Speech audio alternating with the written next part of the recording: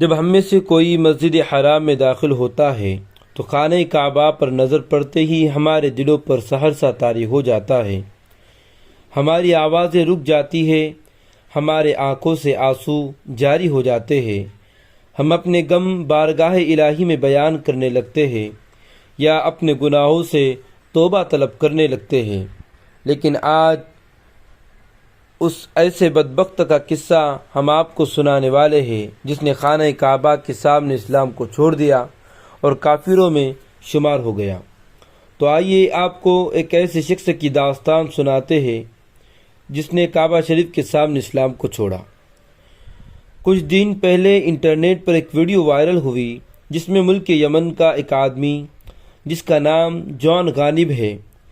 جان غانب نے ایک مجمع میں خطاب کرتے ہوئے کہا کہ جب وہ حج کے لیے مکہ گیا تو طواف کرتے ہوئے حجر اسود کے قریب پہنچا تو اس کے دل میں خیال آیا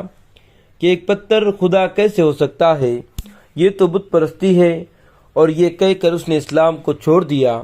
اور عیسائی مذہب اپنا لیا۔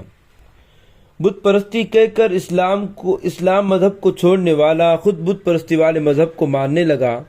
کیونکہ اس شخص کو پتہ ہونا چاہیے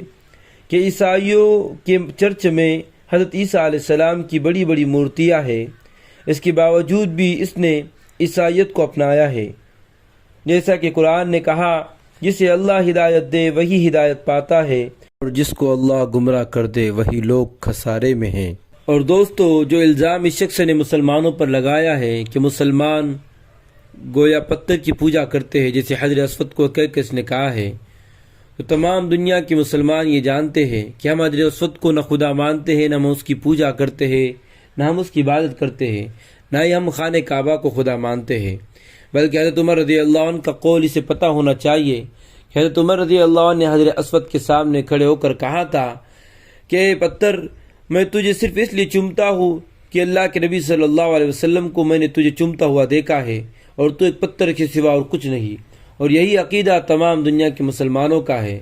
تو گویا اس نے مسلمانوں پر ایک جھوٹا الزام لگایا ہے اسلام کو بدنام کرنے کی خاطر، لیکن شاعر کہتا ہے، اسلام کی فطرت میں قدرت نے لچک دی ہے، اتنا ہی یہ ابھرے گا جتنا کہ دبائیں گے۔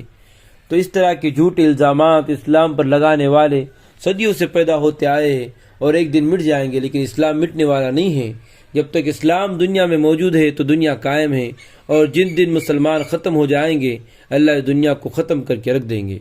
تو آخر میں اب ہم آپ کو اس بدبخت کا ویڈیو دکھاتے ہیں جس نے کعبے کے سامنے کھڑے ہو کر اسلام کو چھوڑا ہے اور اس کا اعلان لوگوں کے سامنے کیا ہے۔ تو ویڈیو کو دیکھیے۔ Yeah, this is when I was in Mecca, and we have to go 7 times, and I was going around the black stone, and I started to ask this big question: is the Creator lives in this house? And I traveled miles to see Him in this stone. So I gave up my Islamic faith in Mecca straight away.